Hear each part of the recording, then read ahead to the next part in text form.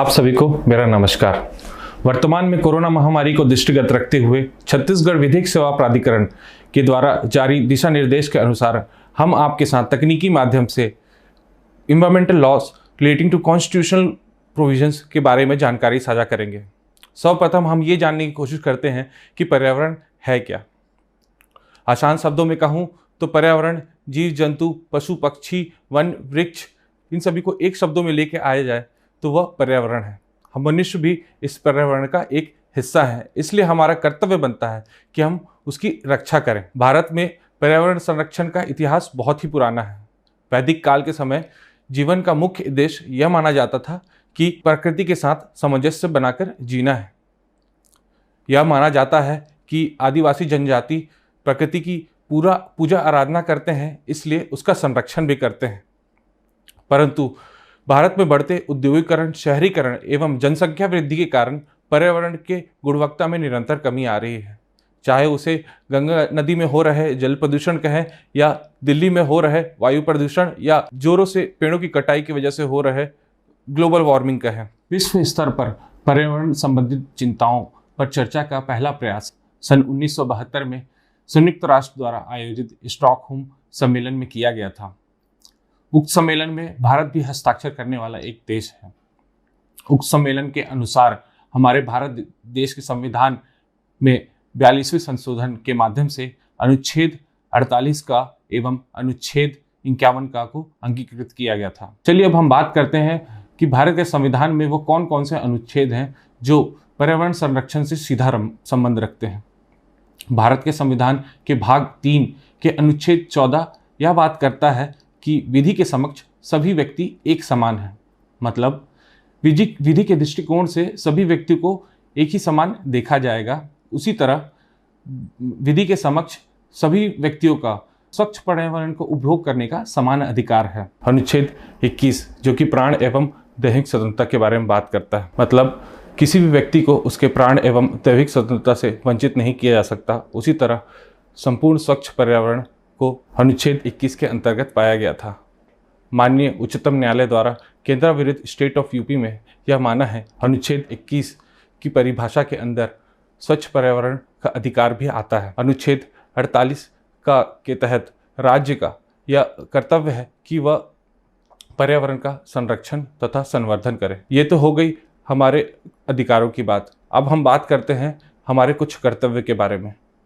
अनुच्छेद 51 का के तहत हर नागरिक का यह कर्तव्य है कि वह पर्यावरण का संरक्षण तथा संवर्धन करे। इसके अतिरिक्त मैं आपको अनुच्छेद 32 एवं अनुच्छेद 226 के बारे में बताना चाहूँगा।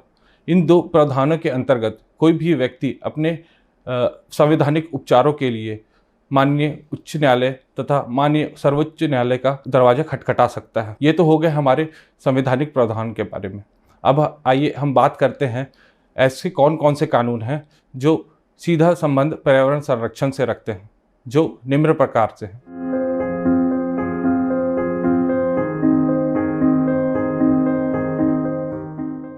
भारत का सबसे मूल कानून भारतीय दंड संहिता 1807 में कुछ विभिन्न परिस्थितियों पर कानून बनाए गए हैं, जैसे धारा 269 और 270। वह यह बात करते हैं कि अगर कोई भी व्यक्ति उपेक्षापूर्ण या परिद्वेषपूर्ण ऐसा कार्य करेगा जिससे पर्यावरण को नुकसान होगा और रोग संक्रमित फैलने का खतरा बनेगा, तो उसे 3 माह तक की सज़ा से दंड किया जाएगा या उसे 2 वर्ष की सज़ा से दंडित किया जाएगा। धारा 277 एवं धारा 278 के तहत कोई भी व्यक्ति कोई भी जल स्रोत को प्रदूषित करेगा तो उसे 3 माह तक की सजा या 500 रुपये के अर्थदंड से दंडित किया जा सकेगा। अगर कोई व्यक्ति वायु को स्वास्थ्य के लिए हानिकारक बनाएगा तो उसे 500 रुपये तक के अर्थदंड से दंडित किया जा सकेगा। इसके अलावा अन्य और धाराएं हैं जो पर्यावरण से संबंधित हैं, जो निम्न प्रकार से हैं। आइए हम अब बात करते हैं उस अधिनियम के बारे में जो पर्यावरण संरक्षण से सीधा संबंध रखता है।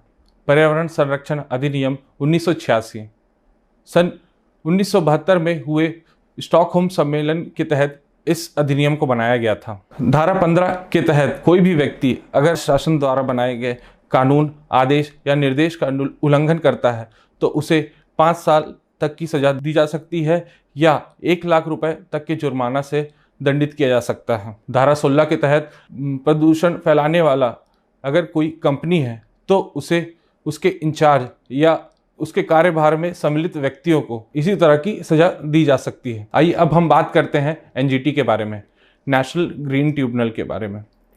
नेशनल ग्रीन ट्रिब्यूनल को सन 2010 में इस उद्देश्य से लाया गया था ताकि पर्यावरण संबंधित कानून, अधिकारों, सहायता एवं प्रकरणों के जल्दी निपटारा किया जा सके। अलमित्रा पटेल विरुद्ध यूनियन ऑफ इंडिया में यह निर्णय लिया गया था कि अब कोई भी कचरे को जलाया नहीं जाएगा। जो भी घर से कचरे या किसी भी कंपनी से कचरे को लाया जाता है उसे विभाजित कर ऐसे कचरे जिनका रिसाइकल किया जा सकता है उनको रिसाइकल किया जाएगा और बाकी सबको डिपोज कर दिया जाएगा। समित मेहता विरुद्ध यूनियन ऑफ इंडिया के बारे में, इसमें एनजीटी द्वारा पॉल्यूटर पे के सिद्धांत को इस्तेमाल करते हुए उक्त कंपनी के ऊपर 100 करोड़ रुपए का जुर्माना लगाया था। ये तो हो गए कानून एवं प्रावधानों के बारे में। अब हम आपसे चर्चा करते हैं कि ऐसे कौन कौन से काम करना चाहिए जिससे हम पर्यावरण का स्वयं लेवल पर संरक्षण कर सकते हैं। जैसे कि अभी सरकार द्वारा गीला कचरा एवं सूखा कचरा को अलग अलग डिस्पोज करने के लिए कहा जा रहा है। इसका मेन उद्देश्य यह है कि सूखे कचरे का रिसाइकिल कर उसे और कोई प्रोडक्ट में कन्वर्ट किया जा सकता है। अगर आप गाड़ी का उपयोग करते हैं तो आपने रोड में देखा होगा कि एक मिनी वैन के ऊपर लिखा रहता है प्रदूषण जांच केंद्र। आप सभी अपने गाड़ियों का उस केंद्र में नाम मात्र का सिर्फ जांच ना कराएं, मगर उसे थोड़ा सीरियस लें, क्योंकि उससे एक जहरीला गैस पर्यावरण में आता है जिससे ओजोन लेयर को नुकसान पहुंचता है। तो ये रही विभिन्न बातें जिससे हम अपने लेवल पर पर्यावरण का संरक्षण कर सकते हैं। अब मैं आपको बताना चाहूँगा ऐसे कौन कौन से स्कीम भारत सरकार द्वारा चलाई जा रही हैं जिससे पर्यावरण संरक्षण की ओर एक कदम बढ़ाया जा रहा है। जैसे प्लास्टिक बैन और स्वच्छ भारत अभियान, जिससे हम अपने लोकेलिटी में खुद साफ सफाई कर या फिर नगर निगम या म्यूनसिपालिटी को सहायता कर सकते हैं। इसके अलावा अभी विभिन्न कार्यक्रमों में गुलदस्ता की जगह अब पेड़ पौधे दिए जाते हैं, जिससे हर व्यक्ति उन पेड़ पौधों को अपने गार्डन या खेत में लगाकर पर्यावरण को एक योगदान प्रदान कर सकता है।